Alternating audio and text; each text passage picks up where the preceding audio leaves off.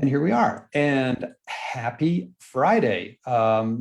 It's a time for another history lunch break. I'm Glenn Perkins from the Greensboro History Museum, and this is our occasionally weekly get together to talk about all kinds of history with all kinds of interesting people.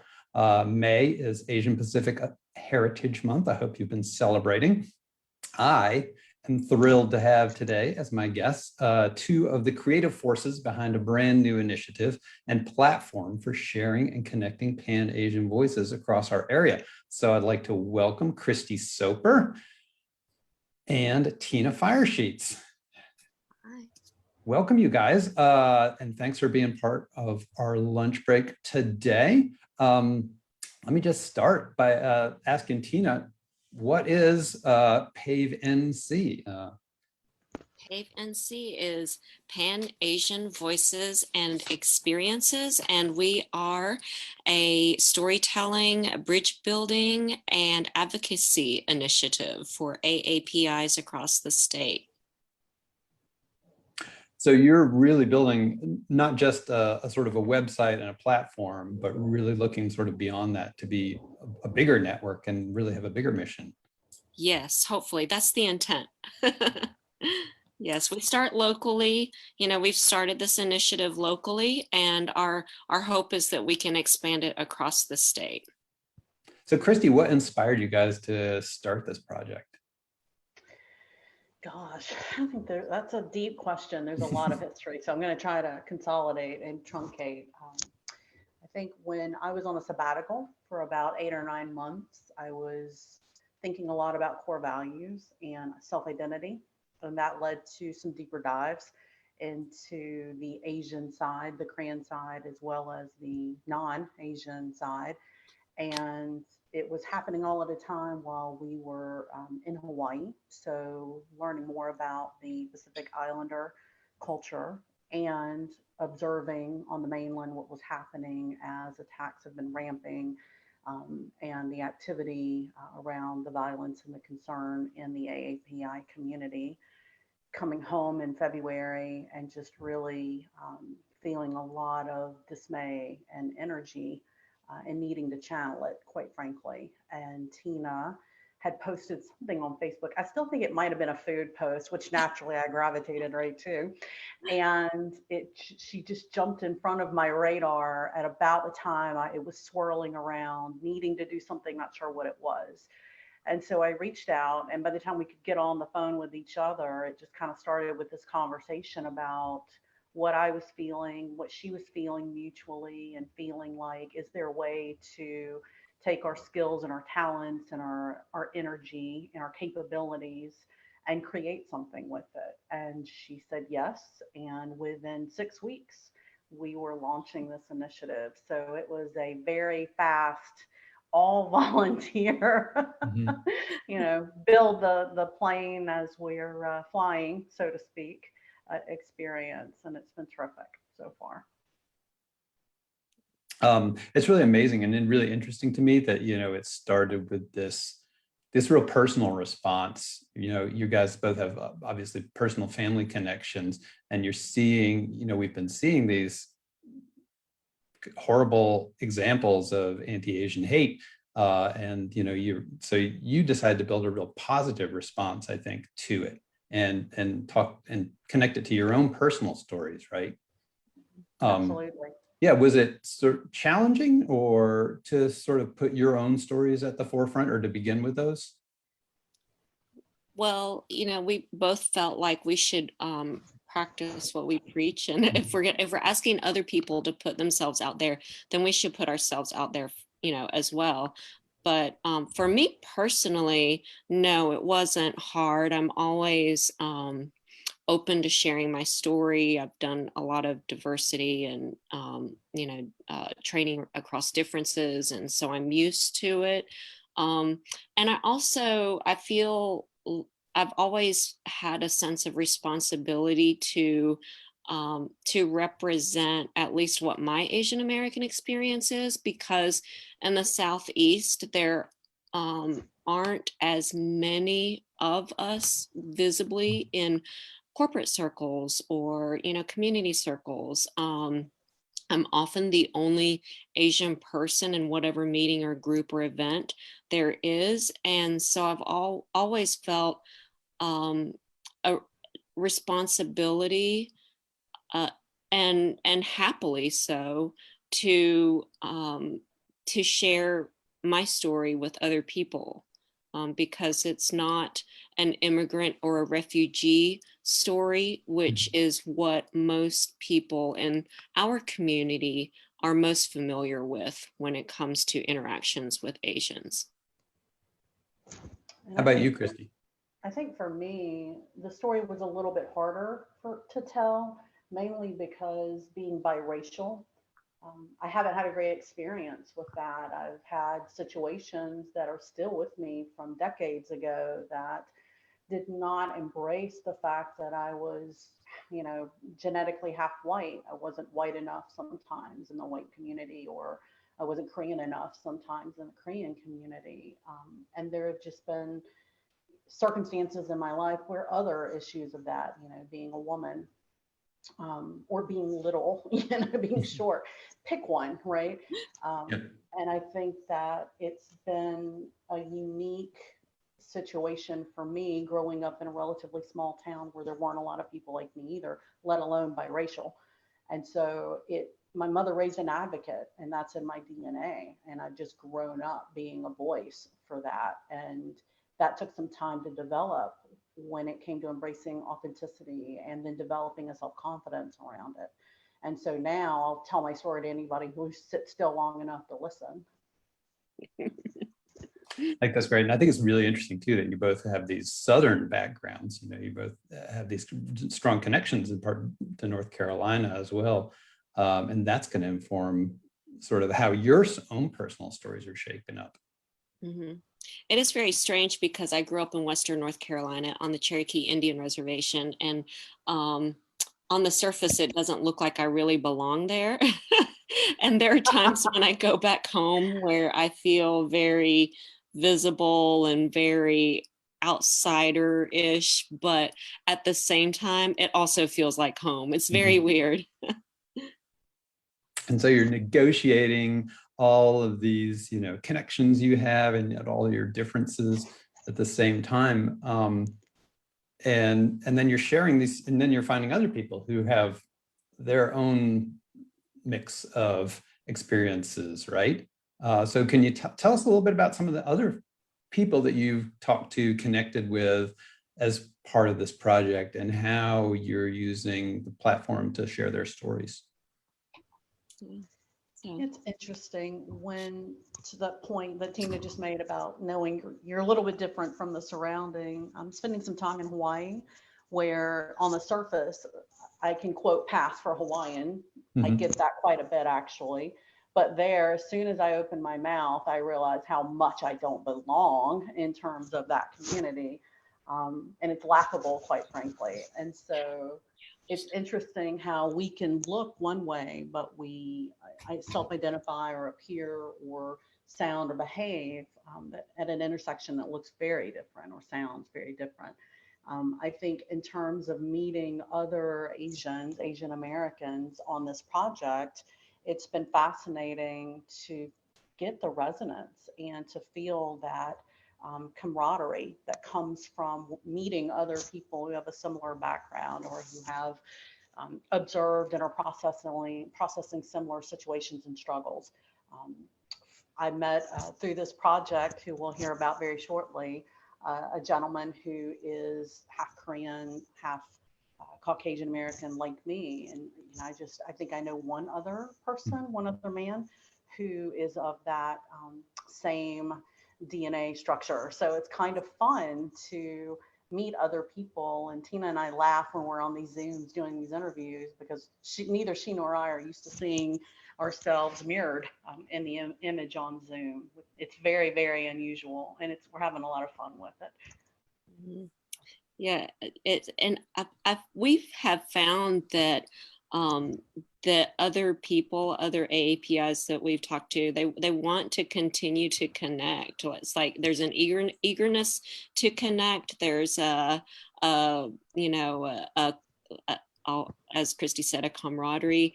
but just a longing to be able to share experiences with other people who are similar to you, because that doesn't happen very often. No, I guess not. I mean, similar, yeah. So are there, what's the most similar experiences you've discussed, I think, with people so far?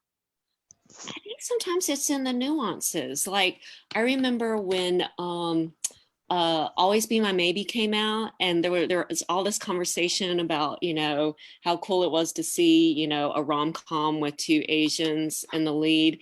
And it was the nuances, like the you know, that little scene where you know, the kids are running around playing, and they take off their shoes, but they're running around playing like mad outside, but they take that second to you know, slip off their shoes before they run through the house. It's that it's sometimes it's not very big. It's just that those little commonalities um that are kind of nice.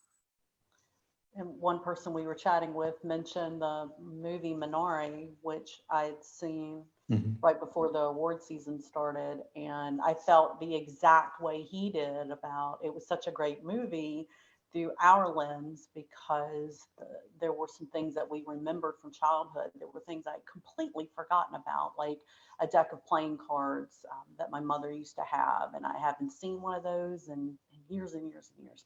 And seeing it in the movie, I was like, oh my gosh, I remember that. So it's just a lot of fun to hear other people talk about some of the things, those nuances that trigger in our childhood. Mhm. Well, if you're just tuning in with us, this is History Lunch Break from the Greensboro History Museum, and we're talking with Tina Firesheets and Christy Soper about their new Pan-Asian Voices project. If you guys are on Zoom and want to throw questions into our Q&A or chat, you're more than welcome to do that. I have a little clip from one of, now you guys have been talking to people and doing some interviews with Asian heritage people across our area. And you shared one of these clips with me that I'm going to go ahead and play. And then you guys can tell me a little bit sort of about this interview and some of the other interviews that you've done. Let's see if I can make this happen. I feel like our wedding was like the UN wedding. It was really cool, where we had like all of his mom and his aunt Emo, or his you know, mom's sister, all in like the traditional Korean dresses, the hanboks. And then, you know, my side was mostly in saris, and I wore a sari, and we had the you know, the mandap, and we had the fire set up. But then we also had the Korean preacher there, his mom's Korean preacher. And then we had all our American friends and, you know, American outfits if they didn't want to wear Indian. So that was our wedding, and that was our start of our life together.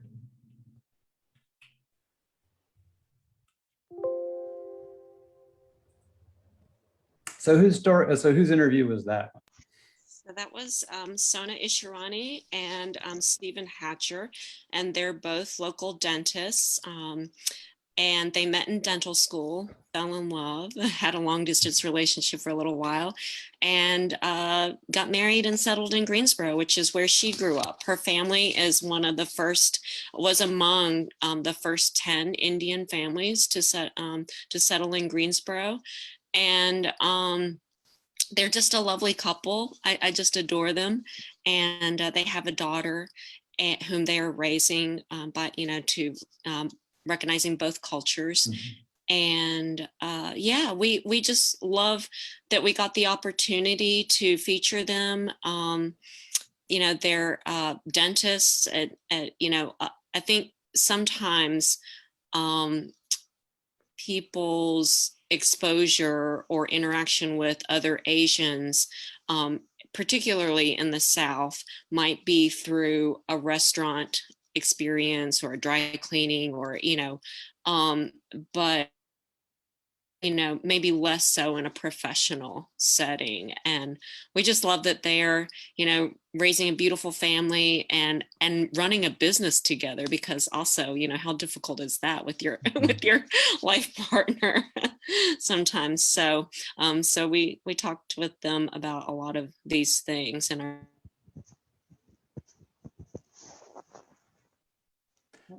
And you're making these and you're making these videos and interviews that they'll be available online in the coming weeks, as I understand it. Yeah, this one's going to be available at 5 today. So we'll be pushing that online. And we have one story or stories like this one every week in the month of May in conjunction with the Heritage Month. And then starting in June, it'll be one a month because it is a 100% volunteer initiative. So we want to be realistic about where we're finding, where can we find these online? So that's going to be well played, Jennifer. I will slip you a 5 when I see you. That's going to be PaveNC.org.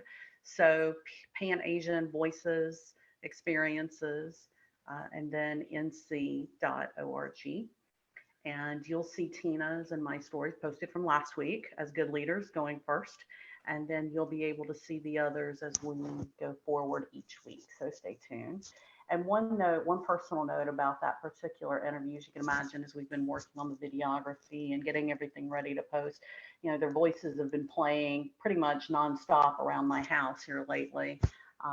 And it's just, it never gets old. Like I get chills every time I hear their story, because to me, there's so much commonality around their blending the culture and their raising their daughter to be very respective of all of her cultures and history and heritage, and you know the things that they're encountering in their lives and you know with their daughter is harkens back to a lot of what I experienced. And I'm just, you know, just if we stopped tomorrow and this was the only interview we did, I would feel like we did it, we accomplished something. But there's so many more that are coming that are just beautiful and fascinating and just really, really speaking to the truth and the authenticity of the mission of this effort.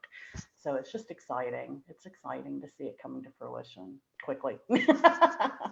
I think that's the beautiful thing about storytelling. The thing that I love about storytelling is that it's so powerful and it has the power to connect us and to teach us. And so, you know, as you're learning someone's story, you're learning, you know, what might be different, but you're also seeing a lot of commonality. And I think that's the beauty in it. And that's why I love it so much.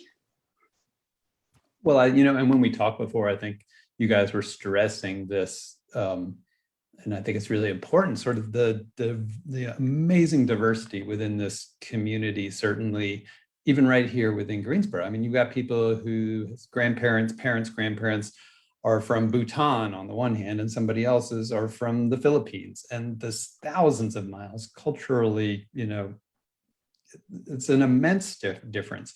But you are finding through some of your interviews these commonalities, right, that are points of connection within this bigger group. Yeah, there was one question about what can other allies help, ways the allies can help amplify. One thing that we do want to mention is that we're offering our content for free use for local organizations and nonprofits, places of worship. So they just need to reach out to us to arrange that.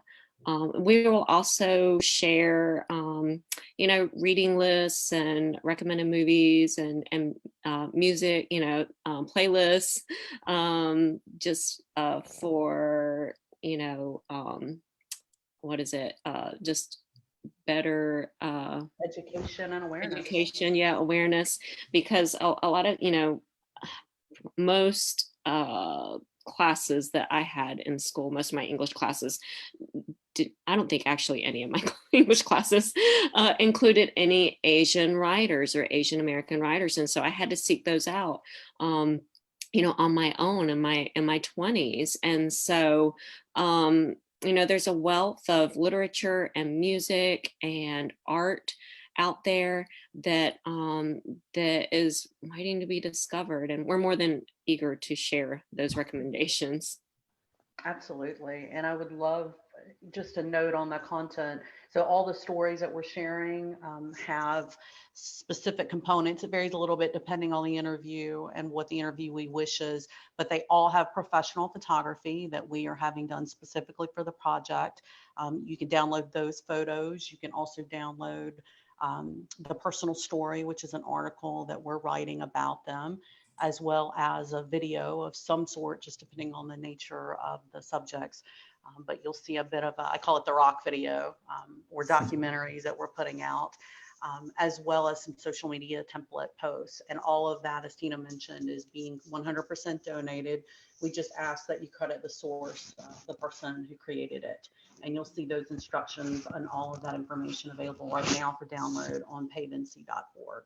And we're also looking for volunteers. So if people are interested in sharing their story from the AAPI community, we absolutely want to chat with them. We also want to engage and incorporate more photography and writers and other creators who would like to put their hand in the air and help support us, be it an AAPI member or an ally. So if you have people in your circles, please forward this info, either the website or the Facebook information or Insta or LinkedIn, Glenn's wonderful video here. Anything you've got to share out to get the message out is a huge advocacy benefit for us. So we greatly appreciate your help with that. Yes, absolutely. Yes, you do not have to be an AAPI to be a creative collaborator.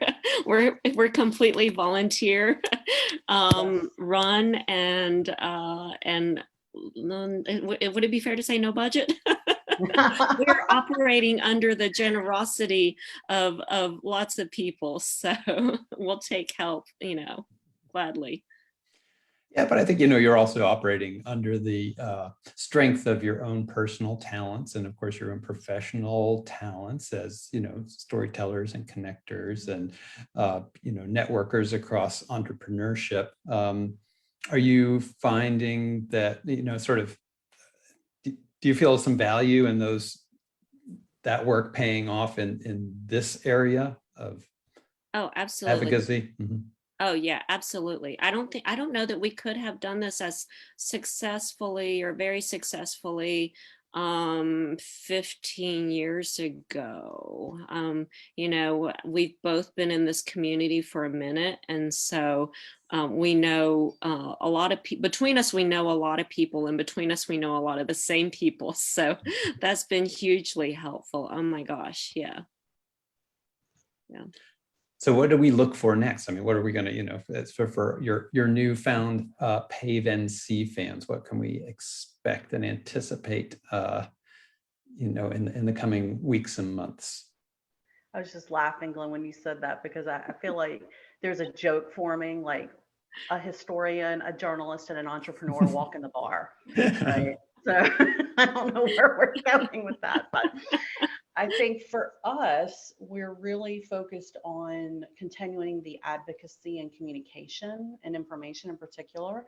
So now we're starting to pull in more of our technology skill set. So you're going to see us starting to push out some e-forms where we're asking members of the AAPI community who either provide support services to that community, or they have businesses that are owned by the community members. We want to start building a database of both of those, and so that we can have that freely available if people want to patron or support and volunteer or donate. And so we're excited about getting that up and running soon. I can't quite give an ETA yet, but that's going to be our next two initiatives, is a data research and publication initiative for those two subjects.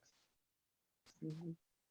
Yeah, it's very ambitious, but I think there's, and I think there's a desire for people to know about that and be able to connect with a lot of these, but both individuals and organizations who are bringing together these diverse communities, whether it's, Greensboro Korean American Association, which is a large group, or, a group like the Montagnard Dega Association, which really focuses on a very, specific community, but again, a very diverse community of folks from the highlands of Vietnam who are coming from different linguistic backgrounds, different cultural, tribal affiliations, but have a very strong presence here in Greensboro.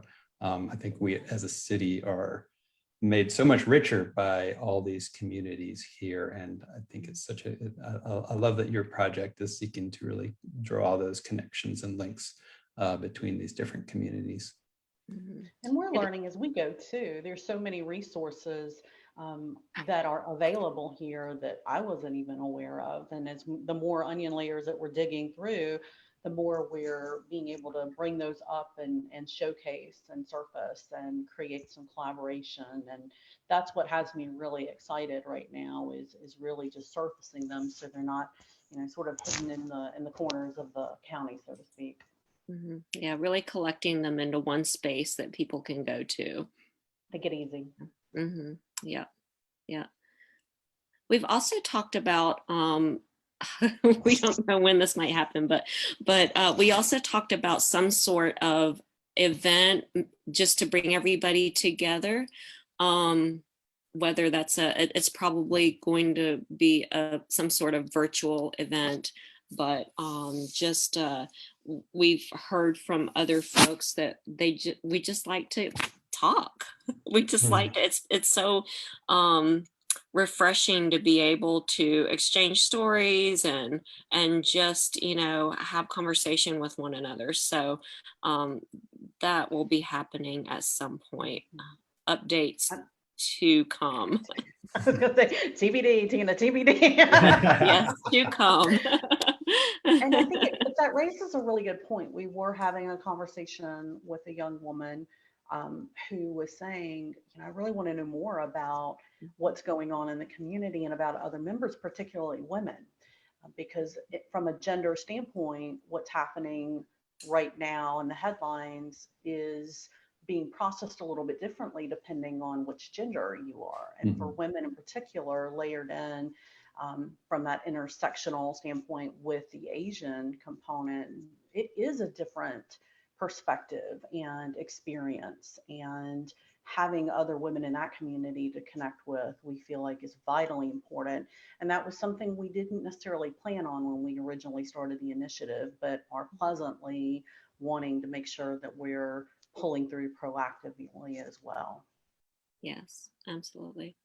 So it's just another one of those things that you're learning as you're going along in this project.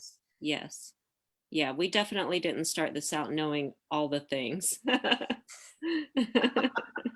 Oh yes, lessons learned on a weekly basis. All right, so we'll wrap up with you. Can each tell me one sort of what's your biggest lesson you feel like so far in doing this work and connecting these voices and making this, these stories available to a wider community? Biggest lesson. Wow. There's so many. I think that there was no doubt to me that the stories were there. I'm a storyteller, so I'm very story focused and people focused. So there was no doubt to me that they were there. And there was no doubt to me that people would be willing to share them. But I think for me, it was a reaffirmation that people also want to connect with each other, as a community, and to be helpful as well. That has been the takeaway for me. And that there are other people outside of the community that also want to support. That's been very affirming. Yeah. I think for me, my story being really centered around the authenticity and the confidence to tell stories. I think that has been my biggest lesson so far is, every single one of us has a unique story, and it's valuable and it's absolute. And it's so vitally important that we all feel comfortable in sharing that. And if we can be a conduit, and if we can facilitate, and if we can use our talents and our resources to make that happen, um, I sort of knew that innately going into it, but now just how strongly important it is, and the validation as we're hearing it from others in the community, that's what is most important to me. And I'm going to add a little caveat to that. Because there is so much diversity in the AAPI community, one person does not speak for an entire continent of origin. And I want to be super clear that neither what Tina and I share is meant to represent that. We're one person with one story, and it's why it's so important the other people put their hands in the air and share their stories, is to really express the diversity that is within this community. Yeah. A previous History Lunch Break guest, Lee Williams, I'm thrilled is watching, wanted to know if there's a specific book you'd recommend about some of the issues affecting the community. Although, as Christy just said, it's so many different communities and so many different perspectives and issues. But is there something that sort of has inspired you in your thinking, and sort of and certainly in your connection to the way you're telling stories in this project?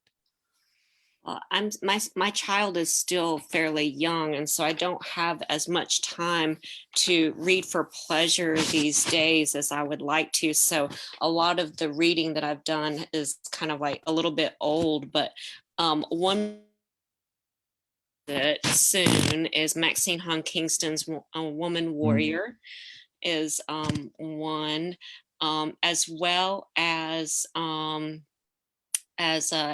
Amy Tan's, of course, Joy Luck Club. I've been wanting to see the movie again. I also enjoy Chang Rae Lee, who's a Korean American author, native speaker was his first book.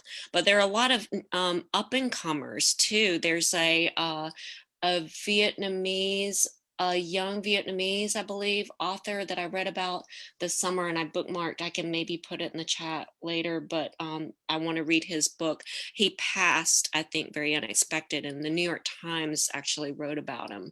And his name in his book escapes me, but I feel compelled to seek that out when I get a moment to.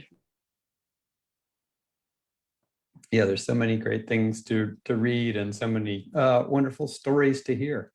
And I guess we're going to look forward to seeing more stories from PAVE coming forth. Oh, wait, Joe, I got one more question. I can't let Jody Stanley question sit here. She wants to know about generational differences that you've perceived, or that people have told you stories about in some of the interviews you've done. Ooh, that's a great topic. We're having a lot of fun with that, because I think particularly from first generation immigrant to like a second generation American heritage, it feels very interestingly different between those. And so in some ways I see equal, if not more, diversity generationally than sometimes it feels like, even across the values in the different country of origin communities. So yes, there's a lot of rich material and conversation around generational in this community. Yeah, and I look forward to sharing the stories of some of our younger AAPIs as well. I think so far many, or we haven't done so many actually, but so far we've interviewed AAPIs who are kind of in mine and Christy's generation X-ish, and so I'm interested in what the younger folks, what their experiences are as well. Yeah, the last week of May in particular is a very relevant conversation that we'll be having and posting. Yeah. And I would be remiss in saying that Greensboro History Museum in the last couple of years did an exhibition specifically on second generation Asian American voices. For anybody who's watching on Zoom and wants to check out some of the interviews that we did as part of that exhibit, I'm putting a playlist into the chat that's got some clips from some voices of second generation Korean American, Chinese American, Indian American residents of Greensboro. Just some wonderful conversations, and it was just a great opportunity to make so many friends within these communities. So I'm glad to may have 2 new friends within these communities, and I appreciate you guys spending a little of your lunchtime with me here and with us here at the Greensboro History Museum. It's been great talking to you, and I can't wait to follow the project. So thank you so much for taking time to be with us. Thank you. And It's thank been you for fun. Payne. Thank you. I see a lot of familiar names, and thank you for being here. Yes, yes, yes. We appreciate it very much. And I think I'm off next week for History Lunch Break, but you can always take History Lunch Break anytime you want with our archive, which is on our YouTube channel there. So we don't have a show next week, but I do want to encourage viewers here today to tune in for a very special program that we're doing on International Museum Day on May 18th at the same time, 12 o'clock. We're going to be talking about museums and migration. And there's a intercontinental team of experts who are coming together to talk to us about this, including Jack Chen, who is currently runs the Clement Price Institute for Humanities at Rutgers, Newark. He is also one of the founders of the Museum of Chinese in America. So you can sign up for that program at the link below. Otherwise, check out our website, greensborohistory.org, for other upcoming programs. Sign up for our newsletter, follow our social media, see what else we have happening for AAPI Heritage Month. And we'll look forward to seeing you guys back again at another lunch break soon. So thanks again to our guests.